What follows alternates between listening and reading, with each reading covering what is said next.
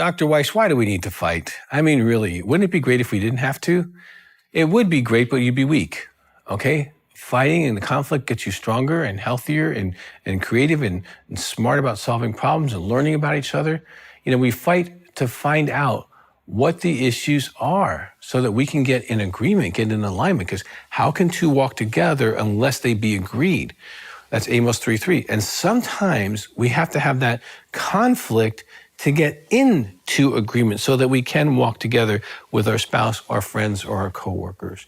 Now, you need to fight to be able to hear the heart and the intelligence of others. Now, I put it in that order specifically because a lot of fights are about heart issues. They're not about fact issues. You want to be able to identify the heart of what's happening, and you want to be able to hear their creativity, because many fights really are more about the feelings than they are about the facts. I can't tell you how many couples I would have in my office doing an intensive, and I was teaching them how to fight. And once the feelings were heard, the fight was over. She didn't need a solution. She just needed him to hear her, or he needed her to hear him. And once they heard their heart, they heard their feelings, which is a part of the process, we'll get to that, the fight was over. And so sometimes the fight isn't about what the issue is, it's about the feelings about the issues. And in the tool I'm going to give you, you get to learn what those feelings are so that you can be heard. And a lot of times that's it. You can get to a solution really quickly when the other person feels that you are heard. Now, another reason why we fight, it is to bring creative solutions to the table. All right. It doesn't mean that my idea versus your idea. That is where a lot of couples lose it. Okay, let me tell you a simple truth. And now remember, I'm a Christian psychologist, okay? Been working with clients for 40 years, written many books. I'm saying that because I want you to hear the authority of what I'm about to say. Your idea isn't the only idea, and it's not always the best idea. Just because you thought it quickly does not mean it's the best idea. Now, I'm a quick thinker, and I have to have conflict, and sometimes my idea isn't the best idea.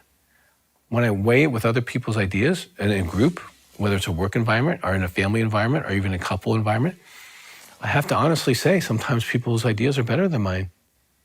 And I have to be able to submit to that. But I can't submit to it if I can't hear their ideas, if I can't hear their creativeness on a solution. Okay, I told my kids growing up to help them never get into this kind of situation in their head.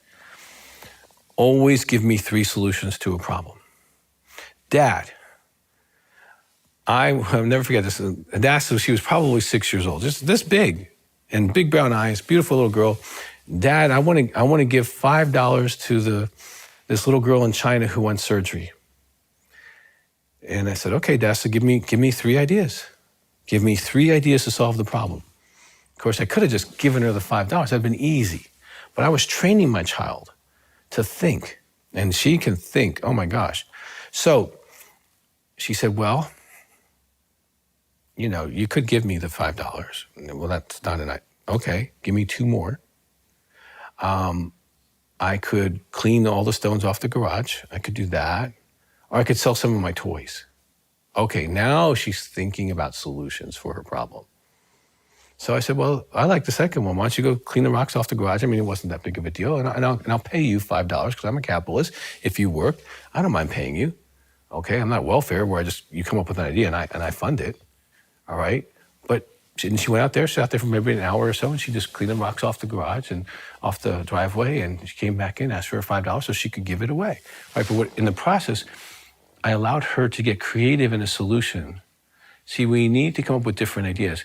Fighting helps us to see clearly and exactly where we are and where the other person is. Like, she knew I wasn't probably going to give her the money, but she also had other ideas to be able to get through that. Okay. And when we know where we stand and we have different ideas, we can get through it. Okay. Wars, in a big context, they reveal boundaries. And boundaries are healthy in a relationship. Boundaries allow us to create a healthy environment for ourselves and for our family, even if it's as simple as the tone. Like I had no problems with my children or anyone actually disagreeing with me, but I have a problem with someone acting disrespectful towards me. And I will, listen, we can have this conversation, but you can't be disrespectful because I'm honoring you. And I'm not honoring you because you're wonderful. I'm honoring you because you were died for. And they look at me like, oh, there is a God and it's not me. Right. When you have a conflict, you have to be aware of the presence of the living God. He's right there, and he is watching how we honor one another. Now imagine this, you're a parent, and if you have children, you have conflict. That's, a brother is born for adversity. That's just true, okay? And it can be a brother or a sister, okay? Sisters are born for adversity too. Different ways, but they do it, right? And so if you have your children and they're arguing and yelling and screaming at each other and dishonoring each other, you want to correct them both and go, it doesn't even matter what the topic is. Your attitude towards each other is the bigger problem. The lack of respect you have for each other, that is our problem. And then all of a sudden you rise up and you want to deal with it, right? But if you see your children, of course, they probably have to be a little older, maybe even adults, right? Where they can actually walk through a conflict and you're sitting there and they're disagreeing with respect and honoring one another, hearing each other, clarifying that they understand, and being able to resolve a problem with creativity and respect. And when they're done, hug each other and move on, and as if nothing happened. Now you go, yay, I did something right. Okay, maybe, okay? It might have been their therapist, it might have been their friends, it might have been a class in college, but somewhere they learned that you don't have to get ugly to fight. Now, if you're at home and you're a Christian, and when you fight, you have to engage that anger, you have to engage that rage, you have to do these kind of things. I'm going to strongly recommend that you do get this in your marriage, because it'll just help you, the 10-minute marriage principle. So many helpful tools in this book. And also I'm going to get you a worksheet in the next segment that you can get for free to talk about how to fight fair. But I want the Lord Jesus to be so proud of you when you fight. Wouldn't you like Jesus to go, wow, well done. You didn't raise your voice. You didn't minimize or put them down. You didn't have to create a win-lose scenario.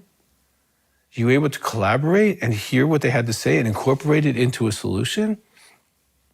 You know, son or daughter, I'm really proud of the way you fight. Now, I don't know if you've ever heard that from the Lord, but just think back through the way that you fight. Because in the next segment, I'm going to teach you a tool where you can hear that all the time. Now, like any tool, you have to use it. You have to practice it. So you'll get this sheet here for free, but I want you to print off about maybe 15 or 20 copies, because you want to fight about 15 times the way I'm telling you to fight, so that you can be good at it and you can do it in a reactive way. You'll be able to implement the tool. And what you'll find is you solve problems so quickly, by the time you get through 15, you're going to have a hard time finding anything to fight about. So stay with us.